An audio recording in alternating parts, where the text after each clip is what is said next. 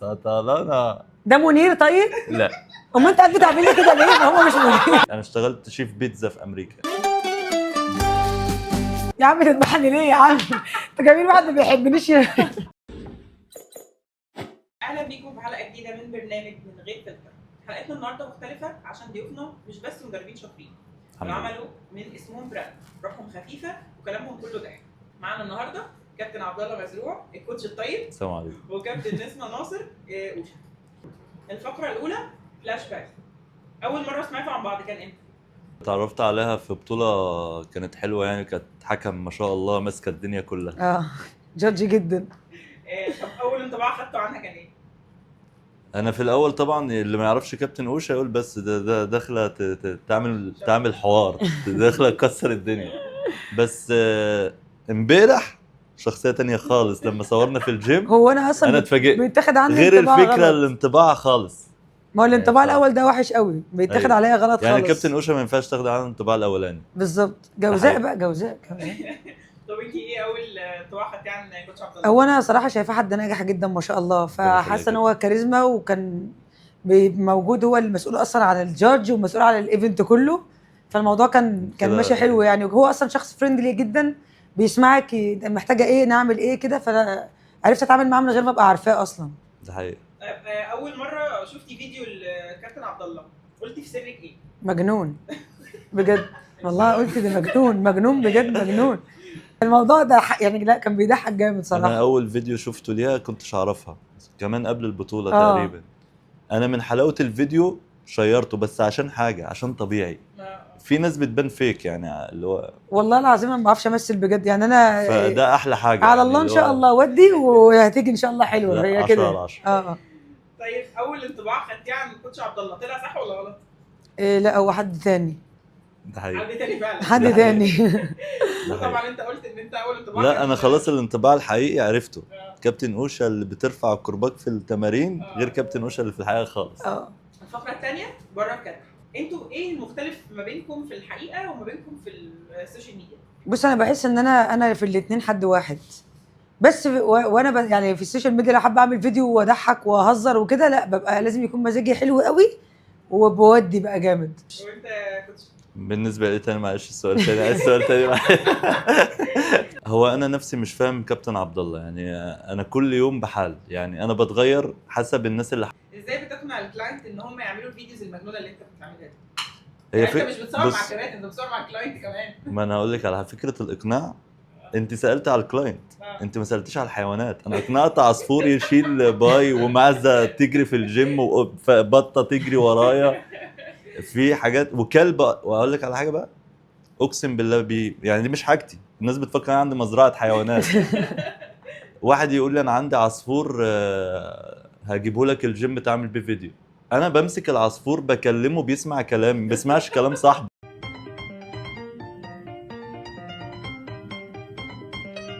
فانا خلاص بتعامل مع الناس هنعمل كذا، ما اعرفش هي بتبقى طاقه معايا جن في حاجه معايا جن. روحينا اللي عليه جامد. روحينا بجد. لا. انا مش ناقصه والله. في حاجه غلط. انا نفسي والله ما كفاية ببقى عارف عندنا. السبب ايه. طيب انت ازاي بتقنعي البنات ان انت بتعملي كام بيستمر مده؟ ازاي بتقنعيهم ان هم يفضلوا معاكي في المده دي كلها؟ بصي هو كده دايما الكامب ما بعملوش لحد مثلا عايز يعني حد رفيع وعايز يتخن، ده ما تنفعوش خالص. فدايما بخش لهم من حته ان انتوا جماعه يعني في شهر انتوا اوفر ويت، الموضوع يختلف معاكم خالص. الناس الحمد لله رب العالمين بتصدقني جدا، لان انا عمري ما قلت حاجه وما عملتهاش.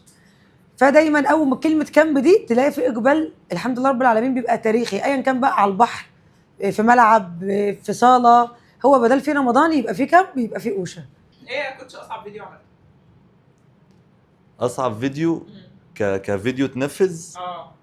في واحد في الجيم. انا بص الفكره بتيجي مثلا ايه من وهي حد بيعمل حاجه بلاقيه اقول له يلا تعال. في واحد كان ماسك هنشرح بالبلدي كده اللي هي اللي بيلعبوا بيها بطن قلت له امسكك من رجلك وهنمشي. انا مسكته من رجله قلت له بص، وخليت اللي يصور. انا صورت الفيديو ده الساعه 3 بالليل، خلصته 7 الصبح ماسك رجله ما نزلتهاش. راجل مات. مشيت بيه رحت بسوق السمك ورحت بيه عند المسله.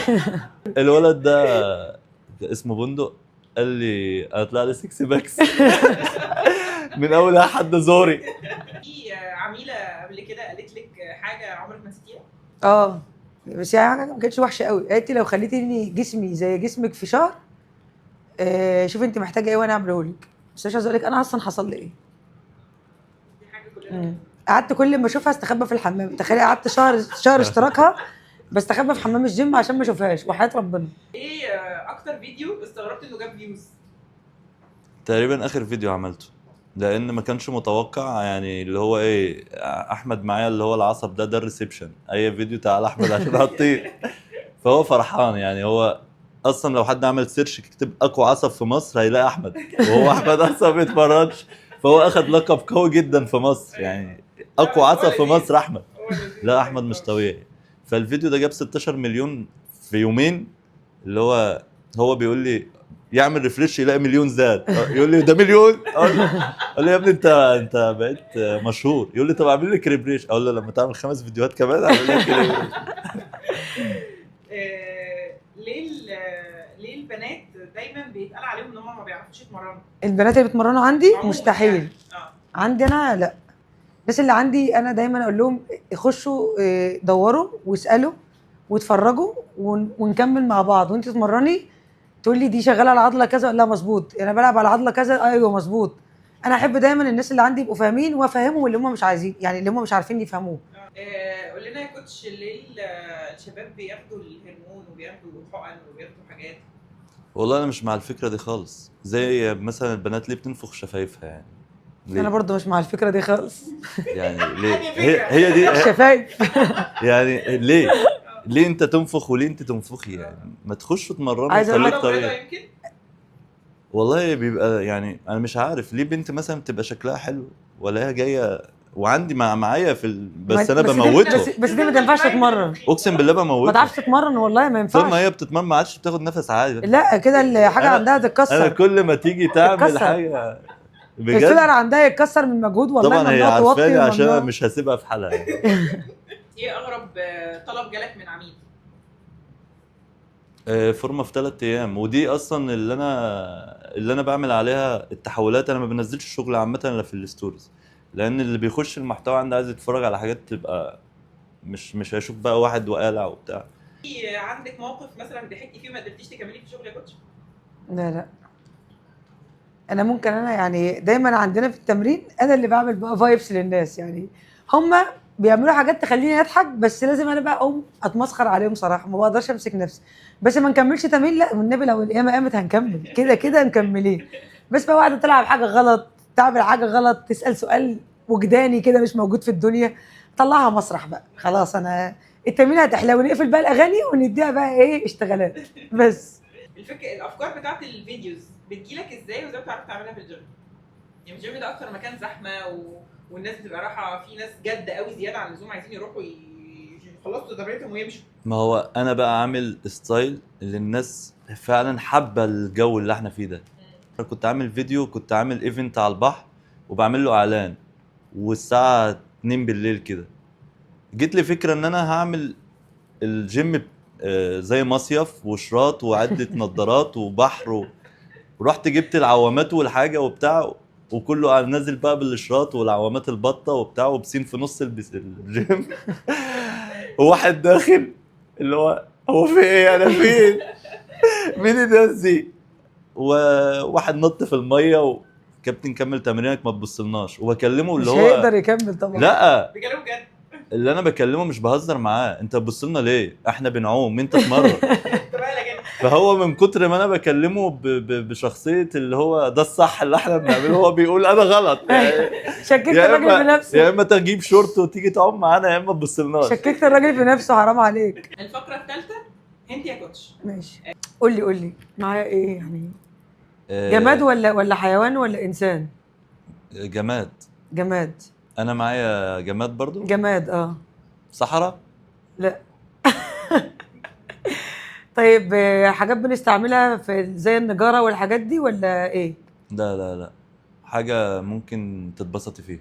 اتبسط فيها. جماد. بسين ده؟ لا بس حاجه ممكن تتبسطي بيها يعني. اتبسط بيها. صحراء. لا اتبسط في الصحراء. بحب الصحراء قوي. طب انا معايا حاجه ممكن اتبسط فيها؟ إيه لا، حاجه ممكن تستخدمها في حاجه. استخدمها في حاجه جماد يعني. انت ايه الجماد من الاول؟ انا قلت جماد. ايوه. هو انت كده كده هتكسبي في اللعبه دي عشان طيب يعني طب قول لي غير اللي انا هتبسط فيها ايه يعني؟ حاجه اقعد مكان ده مكان مكان سهل. مكان سهل. دهب؟ لا مش دهب. مش دهب. هو دهب اسهل حاجه عندي. انا بحبها اصلا، انا بقول الحاجه اللي بحبها بس. ماشي ممكن تروحي دهب ان شاء الله اروح دهب. انت ده باص يعني باص. انت خلي بالك من كتر ما انت بتدعي هتروحي دهب مش هتسافري بره مصر. اذا انت نفسك تسافري بره مصر ان شاء بتدعي الله كل مره الله دهب الله دهب. هعمل الاثنين ان شاء الله. ده باص. بس هيوديكي دهب؟ لا. طب انا قربيني لاي حته اقربك أعرف أروح ماشي. بقى. المكان ده اروحه ده مش ولا مكان، ده مش مكان. مش مكان لا اصلا؟ لا. هو ليه الحاجتين دي بقى ادوات يلعبوا؟ ادوات بتستعملها يعني. ادوات؟ شاكوش؟ يعني قربت. ده بجد؟ والله. منشار؟ برضو عدة قربت. نجاره صح؟ حاجه منهم. شنيور؟ مش للدرجه ليك دي. واحده كمان وتبقى خسرت النقطه عشان والله انت بتقول. مش هقول حاجه. خلاص. طب اديني انت حلو بقى. خدي عوامه وروح انا هسهل عليك. ده بحر يعني. بس يعني. اوه انتوا مديني ايه؟ ده مين مفتاح انجليزي انا عشان اصلا مش تفكر عارف احنا اسمه مين. مفتاح بالعربي. انجليزي. يلا انا اسالك فواكه عشان باين ان هي يعني تبقى كده ولا مش شرط؟ لا حاجه حلوه اصلا ماشي. شكلها حلو. اللي معايا ده حيوان؟ لا. هو ده حيوان؟ اه هخسر فيه. لا انت بجد؟ ده أنا بحب ألطف الحيوان ده حيوان. أوي. اه هو لذيذ. بحبه. ده موزة؟ لا. يبقى مانجا بس مش هقول. اسال على الالوان.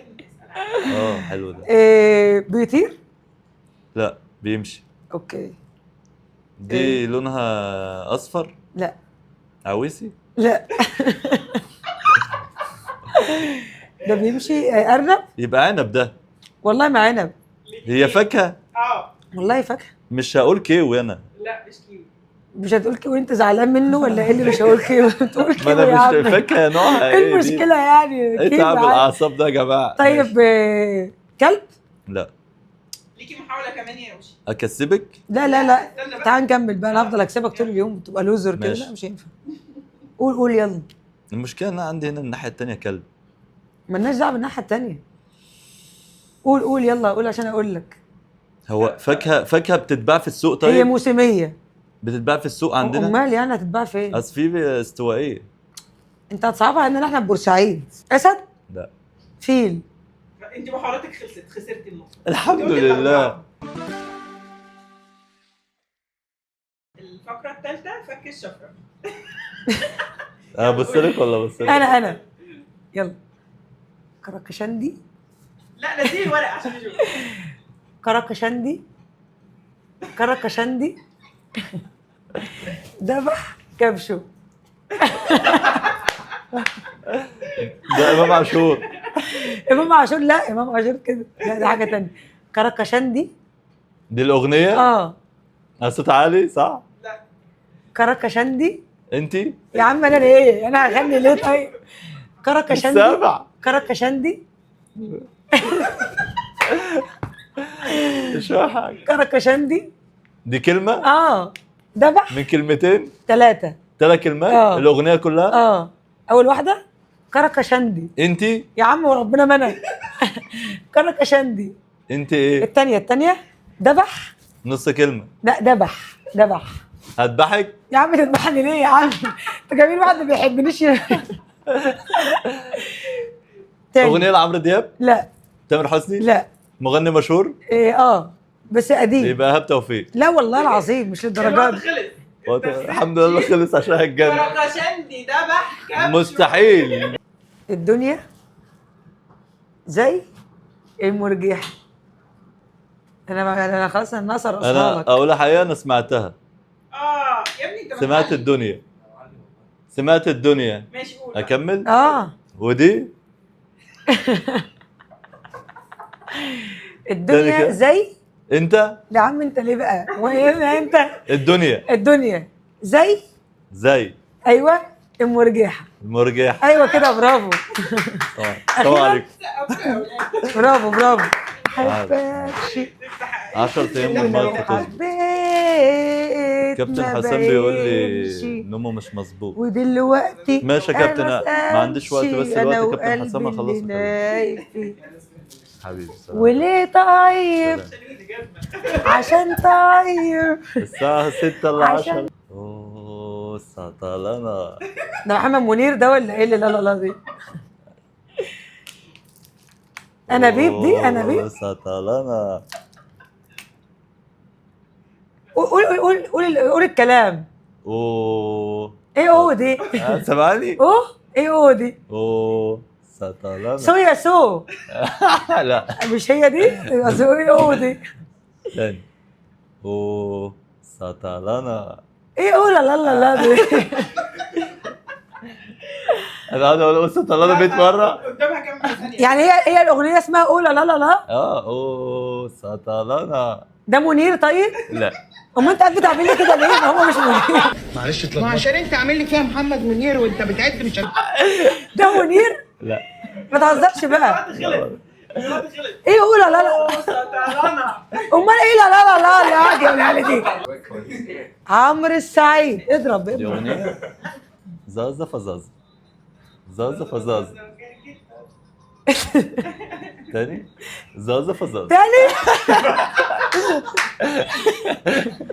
قول حلو بقى. زازا زازا. برضو تاتا تاتا كلها تاتا تاتا كده حياتنا كلها. ما تغنيش الاغنيه، انا عايزه اسمها بالله عليك، ما تغنيهاش. زازا فزازا. حرك بالراحه. زازا. دي ايه؟ فازا. ف ده فازا فازا فازا فازا. ده ايه ده؟ خلاص الوقت خلص. شيلي كسرتي. زازا فزازا جرجير. والله العظيم كانت في بالي، بس قلت مستحيل تكوني هتعملي كده. بجد ما فكرتش في طب بالله تفكيرك عليك ده. في تسهيل اكتر من كده؟ لا طبعا والله انت عندك، عشان انا اللي دماغي برضو يعني عشان تعرف عالم سمسم. عالم سمسم. الفقره الخامسه ونتعرف عليكم. ماشي. علينا نتعرف بقى. انا هتعرف عليكم. اه بس. تمام. اتفضل يا كوتش. أنا؟ لو ست المجالات تشتغل ايه يا كوتش؟ بص، هو انا في اي مجال بخش بوصل لليفل معين وبسيبه لو ما حسيتش ان انا هقدم جديد. مش هعمل ده اللي بيخليني دايما مختلف. ليه؟ عايز جديد. دي حاجه ليها ميزه ولها عيب. يعني الميزه ان انا بعمل ابديت لحياتي في حاجات كتير، في مجالات كتير. ممكن تتكلمي في اي حاجه، زي السفر، زي الطبخ، زي انا اشتغلت شيف بيتزا في امريكا. ففكره ان انا بخش اعمل حاجه جديده، ده حاجه حلوه. ان انا استمر دي حاجه وحشه. لو انا ما لقيتش جديد، لو انا مش هقدم لك جديد، ليه استمر؟ قالوا لي انا اشتغلت ايه اصلا. يعني انا رجعت كنت بلعب كره في الطيران في القاهره، وكنت في منتخب مصر الناشئين، ومشيت بالصدفه قدام الجيم، اشتغلت في جيم الباتروس. ده ما كانش بيشغل اي حد في الدنيا، لازم تكون حد بروفيشنال جدا. ده كان نصيبي. مشيت من الجيم رحت اشتغلت في الجمرك، ودي حته تانية خالص ماليش اي علاقه بيها. سبت الجمرك رحت دبي، رجعت من دبي رجعت على مكتب ضمانات، رجعت من مكتب ضمانات رجعت على مكتب تمويل سفن. عايزينك تدخلنا المينا، ولا انت هتكسفني بقى قدام مديري والسكرتيره بتاعتي؟ لا لا، هو انا اقدر، بس هو الموضوع يعني صعب اليومين دول عشان المينا شاده شويه. رجعت منهم على الجيم. هو ده اللي سبت أنا بقولك الجيم فيه. وسبت كل حاجه في الدنيا، واشتغلت بقى انا اوشا فتنس كلاب. خلاص كده. هو ده اللي بيميز. ممكن إن أنت ازود بتمشي حاجه، ازود وتلاقي حاجه مع زي ما شغلي. بتيجي بتروح. ممكن انا دماغي جايباني مثلا افتح كافيه مثلا، بحب ده. حلو. ممكن اعمل ده بس مش معايا فلوس. حلو. ونفسي اعمل مشروع تاني، مثلا اعمل مثلا براند لنفسي، بس برضه لسه بتظبط حاجه زي كده. فلا، اللي بيجي في دماغي بعمله، انا ما بستناش. هو ده النجاح، ان انت تفكر وتمشي ورا فكرتك. بس. هتلاقي نفسك. شاي ولا قهوة؟ شربنا قهوه. القهوه طبعا رقم واحد، بس بنبدا اليوم بشاي وقهوه يعني. لا لا لا مع لا، بعض. نو بس واي. ده شاي قهوه بس. قهوة بس. قهوه بس. بحر ولا جبل؟ جبل وقدامه بحر. بيحب اي حاجه فيها اتنين، انا بحر. انا بحب البحر صيف بس. ولا شتاء؟ آه، الربيع لما لا لا لا لا لا. الناس طبعا لو قلت صيف الناس هتتضايق، بس انا بحب الصيف عشان اروح البحر. اكيد انت الشتاء بتقعد اصلا متغطي طول الشتاء، وتنزل في المطر رجلك تتوسع، وما تجيش الجيم عشان الدنيا بتشتي. تقول انا بحب الشتاء وانت قاعد تحت الغطا. فانا بحب الصيف. هغير بقى مع المره دي. انا بحب الصيف عشان بسافر وبسهر وبخرج متاخر، وبحب الشتاء عشان بعشق امشي في المطر بجد. ورجلك بتتبل. مش مهم. بتتبل. مش مهم. ليل وسهر ولا نشاط وصبح بدري؟ انا خفاش، انا اصلا ببدا من الساعه 10 لحد انا يعني كمان ما الليل عدتش طبعاً. بحب الصبح بدري خالص، بحب الليل والسهر. يعني انا النهارده انا ما بشوفوش بقالي فتره يعني. بتتعصب ولا هادي؟ انا هادي جدا، بس لما بتعصب خلاص انتهت. نار. نار بجد، محدش يكلمني بقى أيوة. خالص. يعني اي حد هيضايقني ما يقفش قدامي بس. الفقرة السادسة والأخيرة نصايح جيماوية. أول 3 نصايح تقدر تديهم لشخص أول مرة في حياته يدخل جيم، إيه هم 3؟ انزل اتمرن، ما تقولش انا لازم اكل ولازم اجيب سبلمنت ولازم، لا انزل اتمرن هتستفاد وهتبقى كويس بدل ما انت قاعد ما بتعملش. ما تصدقش الطبيعي يكسب، انزل اتمرن خليك طبيعي فعلا. تمرين سهل خالص، هتلعب كده وهتلعب كده وهتبقى زي الفل. أنا كده. ككلاينت أعرف إزاي إن التمرين ده مناسب لمستواي ولا لأ؟ وانا واقفه جنبك هقولك وانت بتلعبيه. طب في ناس بيروحوا يتمرنوا عند مدربين مش شاطرين، او مدربين بيديلهم حاجه غلط. تمام. انا ككلاينت اعرف منين لما ابدا احس باذى معين، لما ابدا اوكي يعني فهمتك انا فهمتك. ككلاينت يعني ازاي وانت اعرف ان التمرين مش مناسب؟ وانت بتعملي مثلا تمرين سكوات او لانج ولقيتي ركبك بتوجعك قوي، انت اكيد بتعملي حاجه غلط. وانت بتعملي سكوات لقيتي القطنيه عندك بدات توجعك، يبقى انت بتوطي جامد قوي بظهرك وانت بتنزلي سكوات. نصيحة، لو انت مبتدئ خش مع كابتن برايفت، افهم قول له انا مش عايز اشيل اوزان، انا عايز اتعلم الاداء. اتعلم الاداء وبعد كده خش على اليوتيوب، اعمل لنفسك برنامج، خش على شات جي بي تي اعمل لنفسك برنامج وكمل لو عايز. بس لازم علشان ما تتصابش وتكره التمرين، لان بالذات كمان البنات بيبقى في ضعف. بتيجي تلعب مثلا الدفع تلاقي ركبها اول حاجه ركبك عامله كده، انت خلاص انت بتضيعي. فاحنا ده انا بشوف، فانا بنصح. ازاي اي حد يوفق ما بين الاكل الصحي والاكل اللي بيحبه؟ انا بالنسبه لي كل اللي انت عايزاه، بس خلي الفاست فود يوم الجمعه بس. ده احنا مش نفسك، كل الحاجات الغلط كلها. مثلا الصبح بدري بما انك هتروحي الشغل وهتتحركي وهتروحي التمرين، فهتحرقي منه شويه. يعني في ناس بتحب الاكل ما بتعرفش تبطل، بس بلاش تتعشي، يعني نوقف وجبه واحده بس. انا بالنسبه لي بص على الاكل، كده كده التذوق ده ثواني بيروح، الاكل في بطنك وبيروح. فانت بص له ده هيفيدني مش هيفيدني خلاص. طب ليه؟ زي التحكم في شهوه، الاكل شهوه، انا هاخد اللي انا هيفيدني منه ايه. فبص له كده، انا هاكلك دلوقتي ونزل خلاص يعني. طب ليه بقى تبوظ تعبك؟ ما اتحكم في نفسك. ما عندكش اراده، خد لاين تاني بقى، انت توكل على الله اشتغل شيف. لا كل بجد. في ناس بجد ما بتعرفش تبطل. انا دي بصي اي حد عايز يتحكم في حاجه خدها ان انا لا انا اجمد يعني. انا اقدر اعمل ده. اكبر خرافه في الجيم؟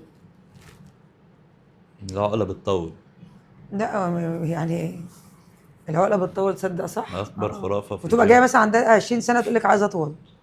أيوة. حبيبتي انت 18 سنه وقفنا، احنا خلاص احنا ثبتنا على كده. ايوه يعني ممكن الرجاله غيرنا شويه. جوزي بيخس 30 كيلو في ثانيه، الرجاله برضو غير الستات في الحوار ده خالص.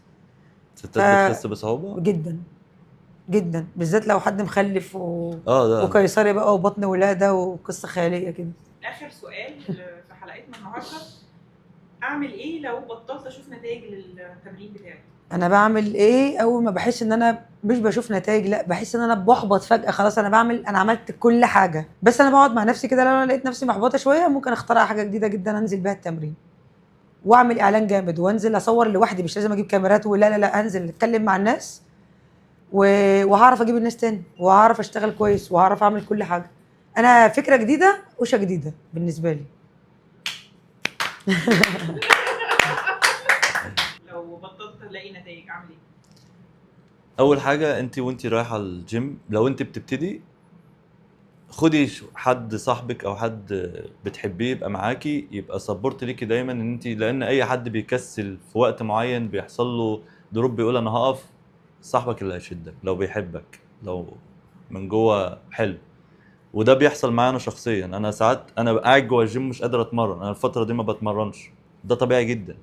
بتعلى بالكيرف، لازم تنزل بالكيرف عشان تعرف تطلع تاني.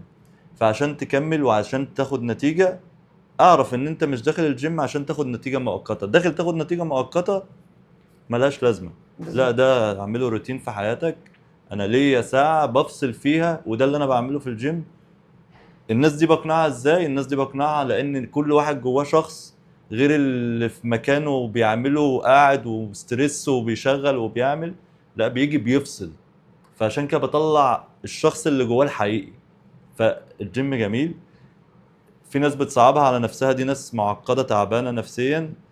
عادي بعالج المتعبانين نفسيا في الجيم، ان انا برضو بطلع الشخص اللي جواه ده وبيطلع منه حاجة. بس الدنيا سهلة، استمرار يعني. ممكن واحدة بقى لا، هي بعدها بقى ممكن اقول لك النور مكانه في القلوب، عشان التسقيفه دي بالنسبه لي بتيجي بعدها كده على طول. ان في اخر الحلقه كنت عايزه اقول لكم ان احنا انبسطنا قوي معاكم بجد والله. الحلقه كان دمها خفيف قوي. نورتوني وشرفتوني، واشوفكم في حلقه جديده من برنامج من غير فلتر. احلى فلتر. سلام عليكم.